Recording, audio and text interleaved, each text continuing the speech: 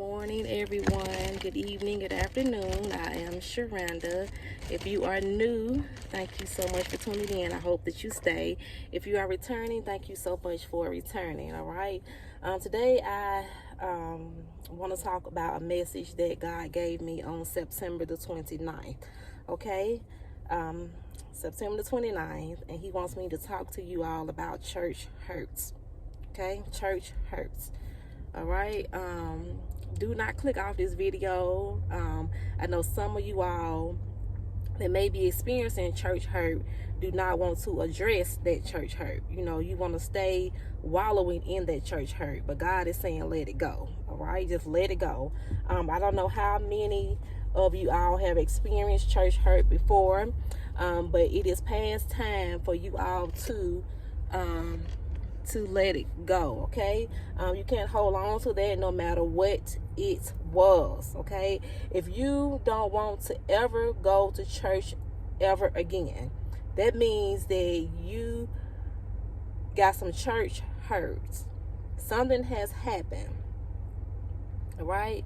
Something has happened along the way, and this may not be the case for everybody, but sometimes it means that you have let that hurt have so much control over you, and that shouldn't be. Because if it has that much control over you that you do not want to go back to church ever again, that is a type of unforgiveness. Okay, and we are not supposed to have unforgiveness.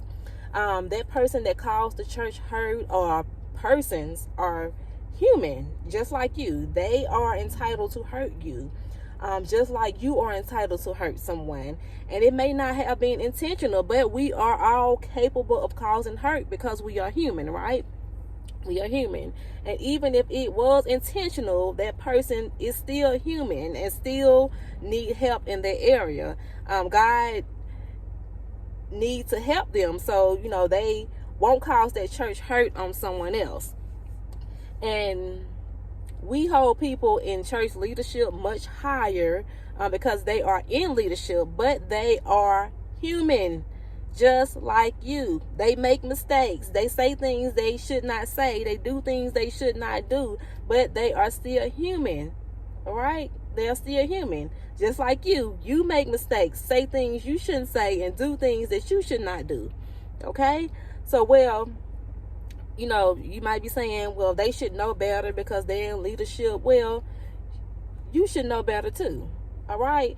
And you may not be going to that church now because of this church hurt, but the point that you left that church because of that church hurt and have not looked back means that you are still hurt and you have unforgiveness.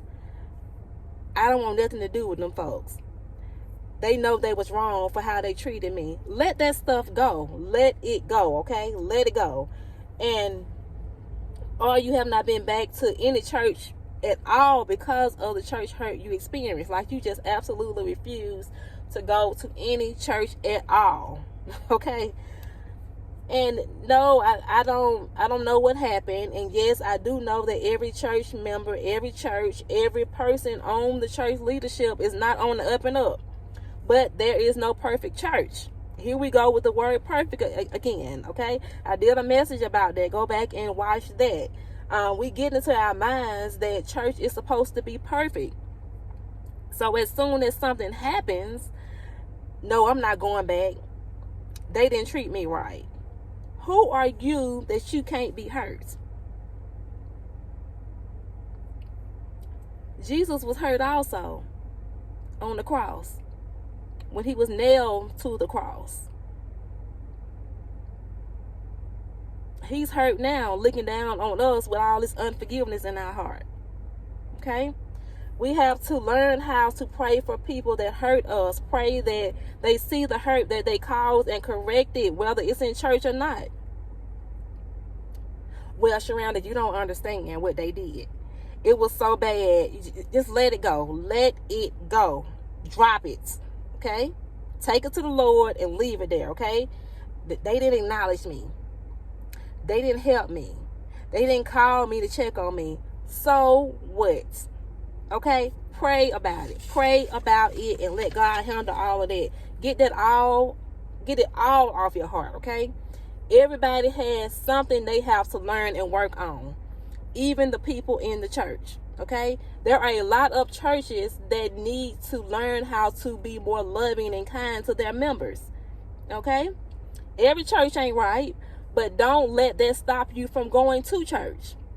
I know they, do a whole lot, in church nowadays that they should not. And I absolutely agree with that. But then again, there is no perfect church. How can you have a perfect church with imperfect people that you feel as though should be perfect, and when they are not perfect, you are hurt? That don't make no kind of sense, okay? And let me tell you how strategic God is. He had me studying the book of Revelations. I stopped on Revelation chapter 3, verse 13. It felt like the Holy Spirit was telling me to put a pin in it right there and stop, okay? Which made me feel as though some of these churches today, he is not pleased with, okay? So I wanted to talk about this, and I want you all to ask yourself this question. Is God pleased with every church, with everything going on in the church today? He's not. Does God need to get one of his angels to write a letter to your church that you currently attend and tell your church about itself? Probably so. Probably so. Do you know there is an angel assigned to every church? According to what I read in Revelations, that's what I got from it. Okay? Each time a letter was written to the church, the first sentence starts off, and to the angel of the whatever church it is, and then the word church. You can see that in Revelation chapter 3 and chapter 2. The 7 churches of Asia. Each letter was written because Jesus had something against each church. All right? The church of Ephesus left their first love. The church of Smyrna rejected Jesus, was in tribulation and poverty, but was rich. The church of Pergamos was under a different doctrine, but was putting stumbling blocks before the people. All right? The church of Thyatira, I hope I'm pronouncing these names right, y'all, but y'all go back and read it, okay? Allowed Jezebel, the prophetess, to teach and seduce the servants to commit adultery and eat things sacrificed to idols. If we go back to the church of Thyatira and read Revelations 2, verse 20, Jesus holds you accountable for the things that you allow in the church. Okay? Revelations 2:20. Nevertheless, I have a few things against you, because you allow that woman Jezebel, who calls herself a prophetess, to teach and seduce my servants to commit sexual immorality and eat things sacrificed to idols. Key word, allow. It's a lot of allowing going on in these churches. And in Revelations 2:24, now to you I say, and to the rest in Thyatira, as many as you do not have this doctrine, you have not known the depths of Satan, as they say. I will put on you no other burden. Shows me that you can be a part of a church that is allowing mess and nonsense and different doctrines, but also in that same church, you can have members of that church that don't believe in that doctrine, but keep coming for whatever reason. Don't believe that Satan could possibly come into the church. You have people like that and do such a thing in the house of the Lord, but yes, he can, and he will, and he has. All right, for whatever reason, probably out of being comfortable or afraid to move is why you're still there. The church of Sardis was a dead church. The church of Philadelphia said they were something, but they were not. The church of the Laodiceans were neither cold or hot. They were lukewarm. That sounds like some of us, don't it? They felt like they did not need anything, not even Jesus, and could not even see that they were wretched, miserable, poor, blind, and naked. Each church had work. Each church had works. things they did, but it was things wrong with each church. Which one of these churches fit your church? The church that you attend now, the church that you probably left. Is it all of them? What would Jesus have to say about the church you attend right now? Is there a perfect church? Is your church perfect? Is it absolutely perfect? How can we have a perfect church when we are imperfect people?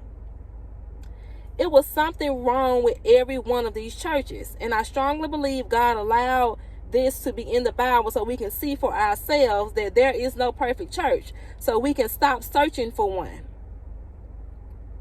There was supposed to be 2 different messages, and this was supposed to be 2 different messages, y'all. But God merged them together, all right? I had one message about the 7 churches, and then the next, it was about church hurt, okay? And as I was preparing this message about church hurt, the one I'm doing now, he told me to go back to the message about the 7 churches, all right? So he merged these 2 messages together. That was not my intention. That was God's intention, okay? Who is this message for, all right? So I hope this message has helped you. You got to pray and let God lead you concerning the church hurt that you have. But don't let it continue to hold you hostage. All right. This message also ties into the message I released, I think last week, called The So-Called Angel of Light. Please watch that video next if you have not seen that one. All right. But there is no perfect church. And if you are a member of a church, it is good to be praying for the church that you attend anyway. That is so the schemes of the enemy cannot penetrate any of his mess in it. You know, it won't be too bad. You know, plead the blood of Jesus over your church on a regular basis. If you see something wrong, pray about it. Take it to God each and every time. You have that right to do that. All right.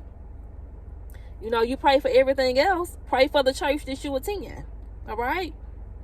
And don't be so quick to walk away. You know, your praying and your fasting, you know, can flip some things around. All right. So let this church hurt go. Okay. Let it go. All right. Let it go. It is past time for you to let it go. Let it go. Let it go. Let it go. All right. So I will see you all in the next video. And I hope and pray that you enjoy the rest of your day. All right. And please, one more time, let it go. All right. I will see you all later.